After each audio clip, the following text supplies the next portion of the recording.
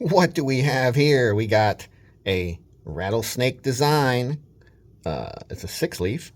It's the SL-27 in D2. So not the fanciest steel, but I've found that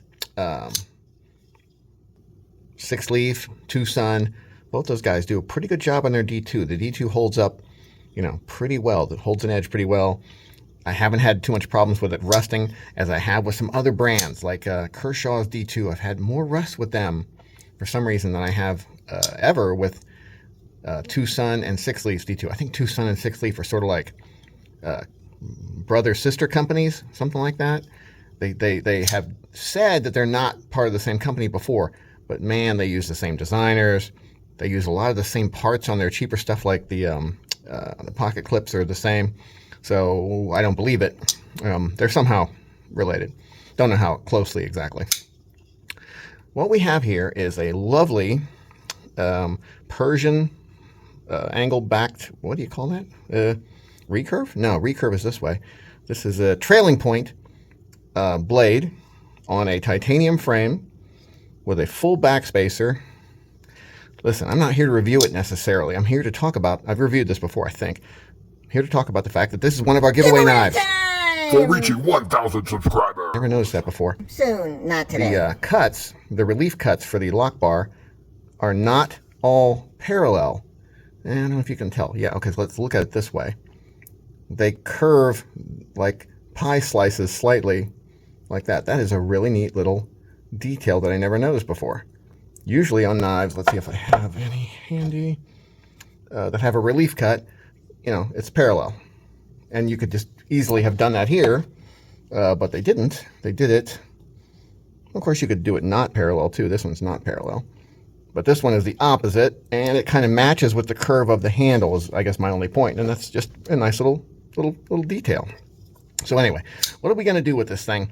How about you finish the review you started? I've already reviewed it before, like a while back. Yes, and never did a follow-up review. No, I didn't really do a follow-up. As usual. Review. That's true. Maybe I should do the reviews then. You're an AI, and you don't actually use knives. So I don't know how you would review it. By judging its various qualities in relation to other knives presently available, or against common user expectations. Well, that's interesting, but that doesn't really make you qualified necessarily. I have instant access to all knife data, posted knife comparisons and reviews, and my innate, infallible logic to judge knives by. Well, yes, you have the whole internet, that is true. But you don't actually cut things with knives, or carry them around, or fidget with them, or anything like that. By comparing its attributes to similar attributes in popular knives, I can evaluate its fitness for given tasks. Yes, that is true. Okay. I don't know how we would do that. I will simply instruct you to place the knife in the necessary positions and perform various actions with it while I evaluate its performance. So I would... Okay. That sounds a little weird. Put it on the table. Okay, well... All right, let's... we'll zoom in on it a little bit. Okay, go ahead. What do we have here? The Sixleaf SL-27 is a sexily curved Persian bladed slicing machine. With textured titanium handles and a D2 tool steel blade. The purple anodized titanium pivots around is a nice touch. Let's see the other side. Okay. Impressively clean show side, with a minimum of hardware. It's just begging to be anodized by you, Prybar. Well, thank you. That was very nice of you. Don't fuck it up. Okay, just move on. The generous triangular thumb hole should allow easy opening from thumb, or reverse flick. And the very small flipper tab is unobtrusive yet functional. Being so small, it's less likely to poke into your soft reproductive bits whilst bouncing around in your pocket. Stay on track, Kendra, or I'm gonna have Now let's see how the detent is. Okay, all right. So that's where the detent... Okay, so there it's locked. There it's unlocked. Okay. Is that a decent bit of travel? Okay, it's up to you to decide whether that's good or bad. Does it double clutch? All right, now does it double clutch? Let me see. Yes. Try to sling it past the detent. Can I not make it not double clutch? No, not very easily. That sucks. But But it's quick past the detent. there you go. Check for drop shoddiness. Okay. All right, I can do that. Don't shake it. See if it drops. Yep. Try the reverse flick. All right. Let's hear it. Acoustics are pretty sweet. Centering? Okay. Nice. How about the blade tip? Can it be touched? Okay, I'll try. These are actually good questions. I know. I can just touch the tip of the blade. No biggie. That's what band-aids are But for. man, I can't really get under it to cut myself or get it to pull out. How about the closed detent? Okay. Is it weak? Nope. Can you fail it? Okay. Yep. So there you go. Lame. Just a little bit more strength. Just a little bit more strength. What total Okay, percentage of so- finger strength did you use for minimum opening pressure? 10%? 15? No. 8 or 10% maybe? Something like that? Not bad, I guess. Try various opening methods left-handed. Okay. All right. Of course the flipper tab works. Yeah, that was easy enough. Duh. You aren't very good at that. Seems like I'm doing all the work here, you know? Like I could just be reviewing this. Not even. Did you notice you were putting pressure on the lock bar? So, yes, exactly. Okay, that's pretty good that you thought about that. This isn't my first rodeo. So, any kind of pressure from this side, yes. Presses on the detent, making the blade harder to deploy. Exactly. Okay, very good. Nope. I can't do it. Try the flipper with pretty pressure on the bar. Okay, all right, we'll try that. Putting my thumb right on there. Yeah, it makes it difficult. I can't actually do it if I press down hard. Okay, if I get my thumb off of it, no problem. Okay. So a sensitive lock bar. But will it cut? Okay, we can do that. Hold on. Looks brand new. No, correct. It's never been used. It might have cut a piece of paper or two before. A little rough. Yep. Could use a strop, that's- at least. It's your call. You should keep your blade sharp. I can't do it for you. Okay, I agree with that. I should probably sharpen it. I don't have a computer-controlled sharpener that you can use, so I'll have to do it myself. Do it All right. soon. It's embarrassing. Before we give it away, yes, we'll sharpen it. Check the clip. Okay? How difficult is it to open? Fairly easy, but not super easy. Try it in your pocket. Duh. Okay. Oh, it goes in super easy. Comes out pretty easy. The clip is interesting. too weak? Yeah, it could be a little stronger, actually. That wouldn't hurt. Is there internal milling to lighten it? No, I haven't taken it apart, so I'm Just not sure look. about... Okay, let's look. Get some light in there. Looks like significant weight reduction. Love it. None on the lock side, though. I knew that. Let me say it. You didn't say it, though. I was going to if you would shut up. Fine. Only one screw on the clip. Does it wobble? That's a good question. All right. Not much. Pretty tight. Not bad. I'm surprised it's not more drop shotty. With such a long blade. Yep. What about that pressure on the lock bar trick? Do that. Okay, I can try that. That's kind of a weird thing, but all right. All right, so I'm going to do it. I'm pressing down on the lock bar. I'm opening and closing it. How many times? 20. Yep, that's how many times I usually do it. You've learned. You Oops. keep locking it. Yes, I did. Stop that. How much pressure? All right, I'm pressing on the lock bar. I'm probably putting I'm guessing about 10 pounds of pressure on it. Not trying to go crazy. Oop, that popped back Stop in. locking it for God's sake. Not trying to go crazy with it, just trying to smooth it out a little bit. Oil might help. Yep, we can put oil on it too. What kind would you like to use? Nano oil for the win. Okay, that sounds good. You think that's enough? If that isn't enough, it's probably not getting there. That's cleaned out. And then we just touch. Where should I put the oil? On the detent ball. Yes. Duh. Exactly, right on the detent ball. Just a touch right there. Don't overdo it. Mm-hmm.